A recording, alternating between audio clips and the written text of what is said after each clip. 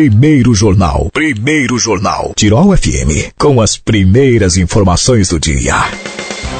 Hoje, no nosso espaço de entrevista, eu recebo a gerente assistencial do Hospital Ouro Branco, Tayla Anchal. Bom dia, tudo bem? Bom dia, tudo bem? E também a assessora de comunicação e marketing do Hospital Ouro Branco, Simone Schons. Bom dia, tudo bem? Bom dia, Jonatas, tudo bem? Tudo bem. Hoje a gente vai falar sobre um assunto de um evento que vai ocorrer amanhã, que é o primeiro simpósio UTI, Desafios e Soluções sobre uma Perspectiva Multiprofissional.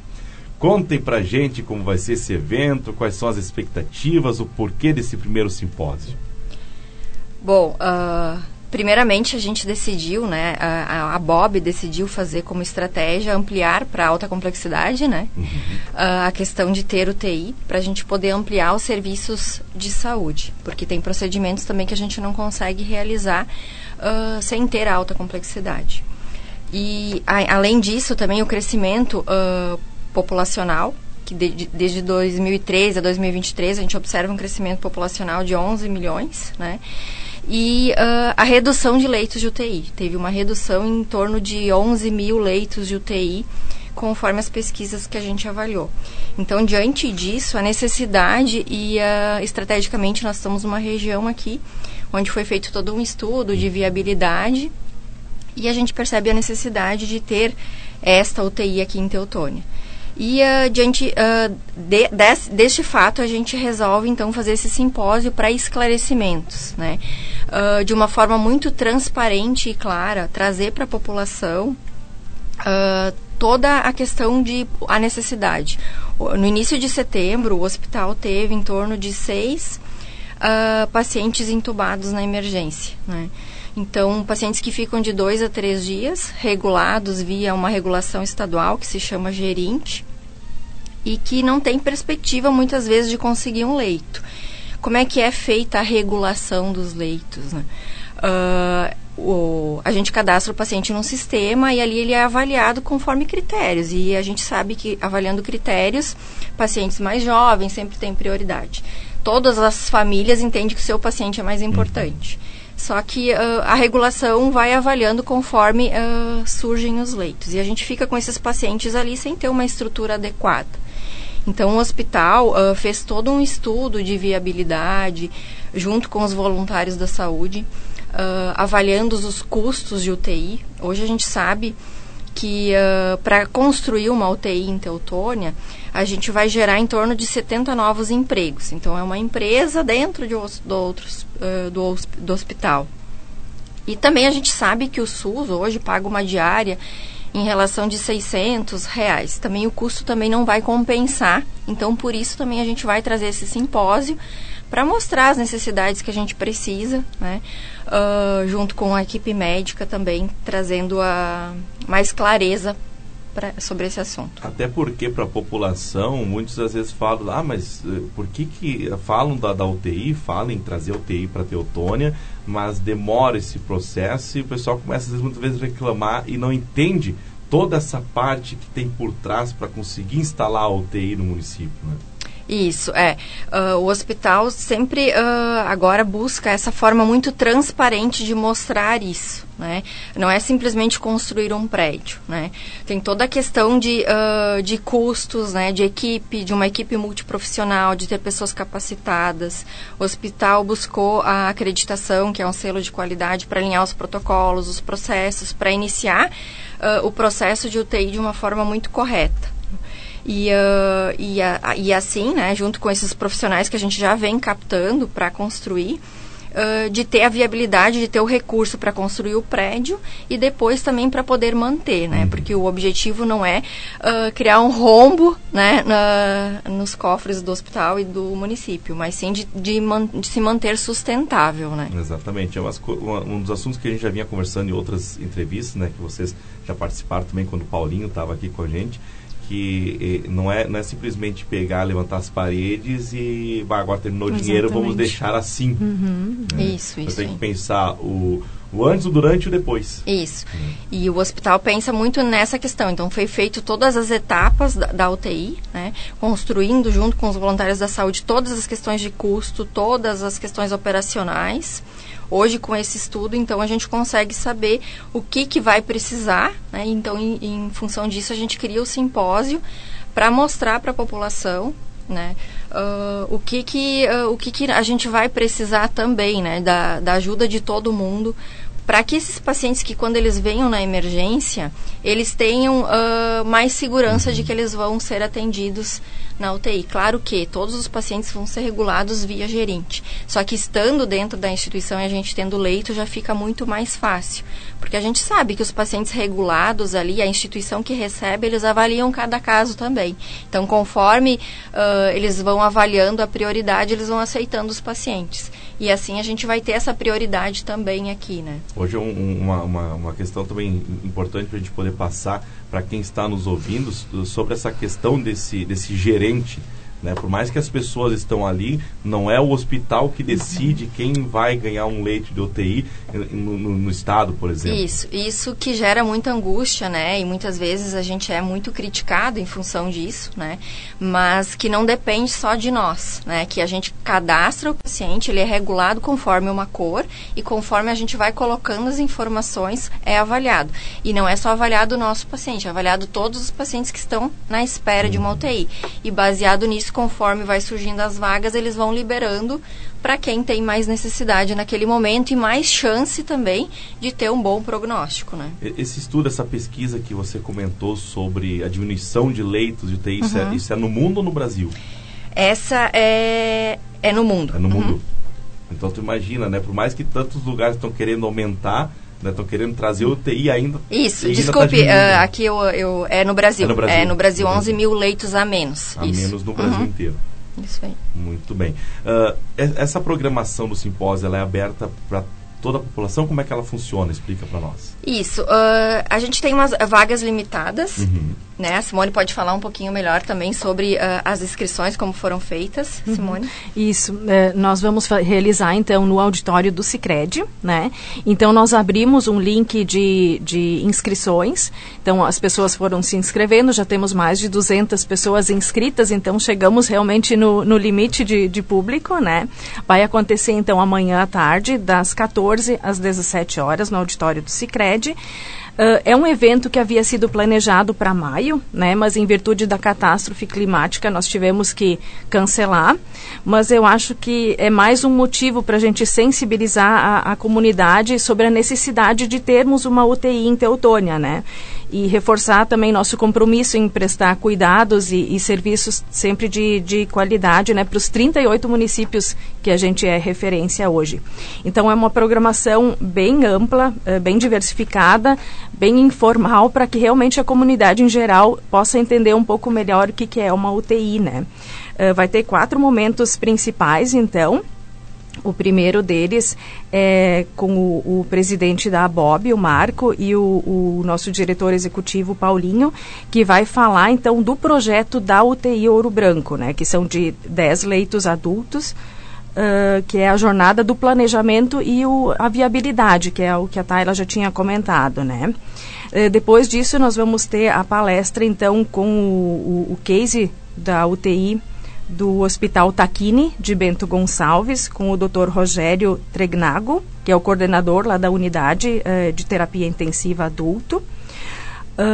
Depois disso, nós vamos ter também o case da UTI do Hospital Santa Terezinha de Encantado, com o Dr. Roberto Ritter Souza, que também é o responsável técnico lá da UTI. E no final nós vamos ter um debate, que vai ser um momento bem especial, assim, falando dos cenários e dos desafios da UTI do Hospital Ouro Branco. Então, vão palestrar o Dr. Guilherme Vogt, que é o nosso diretor técnico médico, né? O Dr. Fábio Cardoso, que é o coordenador da Clínica Médica da Emergência do HUB. A doutora Taine Vargas, que é a coordenadora da área de terapia intensiva das Santas Casas de Porto Alegre e secretária da Sociedade de Terapia Intensiva do Rio Grande do Sul. E o mediador, nós vamos contar com o Anderson Habekost, que é professor da Univates, né, gerente de operações, serviços e ensino de saúde da Univates. Então, esse debate vai ser bem interessante, para falar sobre como é a nossa emergência atualmente, os principais desafios que o hospital vai ter com a UTI, né?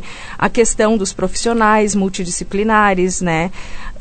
A questão também de novos empregos, que a Tayla já comentou, que vão ser no mínimo 70 empregos diretos, né? E benefícios para a Teutônia e região mesmo, né? Que a gente vê diariamente que é necessário, né? Não tem mais como escapar disso. Nós precisamos de uma UTI. Ultimamente, recente agora, tivemos um caso de um paciente que foi transferido para Faxinal do Soturno, que estava entubado no nosso hospital, né? Então, até um risco para um paciente viajar 4 horas para conseguir um leito, né? Então, realmente sensibilizar as pessoas da necessidade de termos a UTI aqui em Teutônia. E muito os pacientes, os familiares nos pedem, dá para ser próximo, a gente gostaria que fosse mais próximo, né? Mas isso não depende do hospital, né? Então, a gente gostaria, sim, de que o hospital mais próximo tivesse um leito, mas geralmente o que acontece é pacientes indo para Alegrete, para Faxinal do Soturno, né? Uma distância grande que a família tem que se locomover.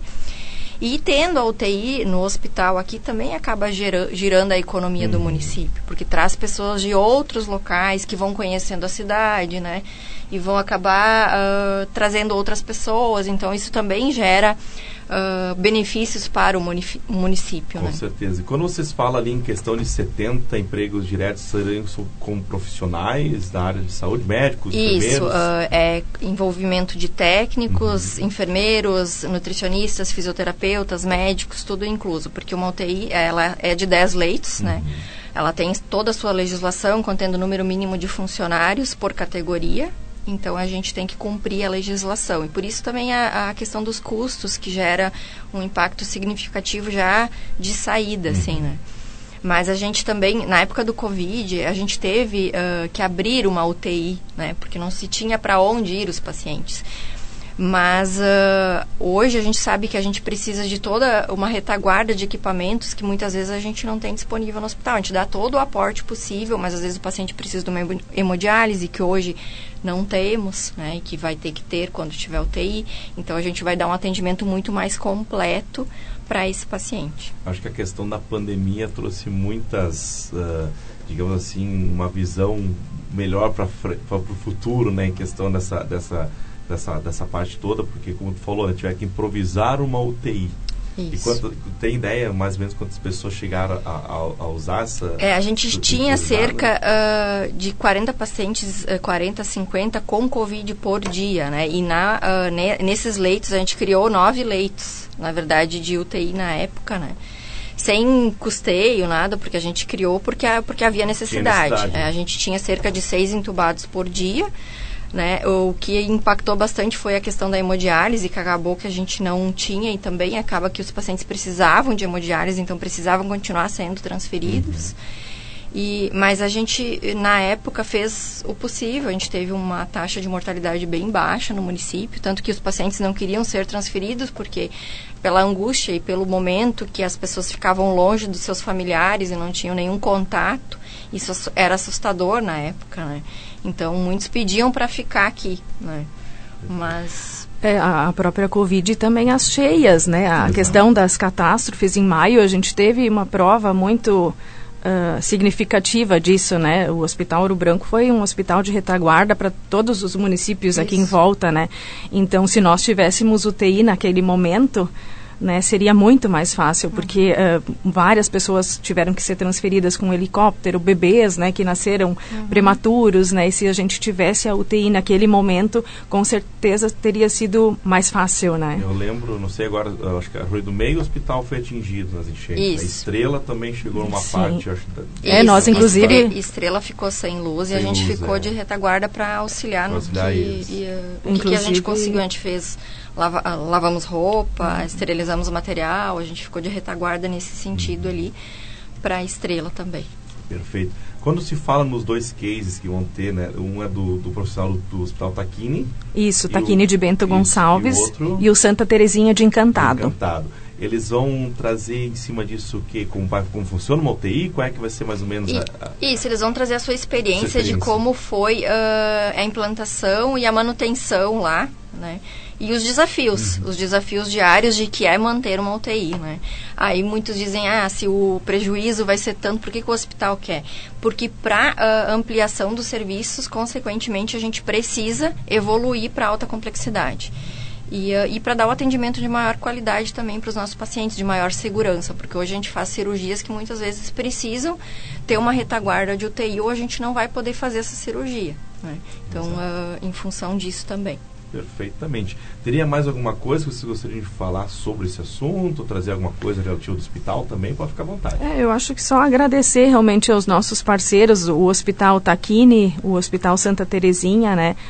Unimed, Univates, que estão nos apoiando nesse evento, e também um lembrete, quem se inscreveu, né, não vai ter cobrança de ingressos, mas nós estamos pedindo então ou 1 litro de leite ou material escolar para o abrigo Estrelas do Amanhã, né? Então essa doação vai ser feita simbólica amanhã no final do evento, mas no dia seguinte nós vamos fazer a entrega oficial lá no próprio abrigo.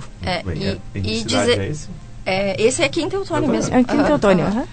E dizer que o hospital está sempre de portas abertas para receber as melhorias e oportunidades. Então, a gente está sempre muito aberta a ouvir as questões, né, de todos os pacientes. Então, às vezes tem situações que nem sempre a gente consegue ir ao encontro de todos, mas a gente está sempre muito aberto a ouvir e ver o que a gente pode melhorar.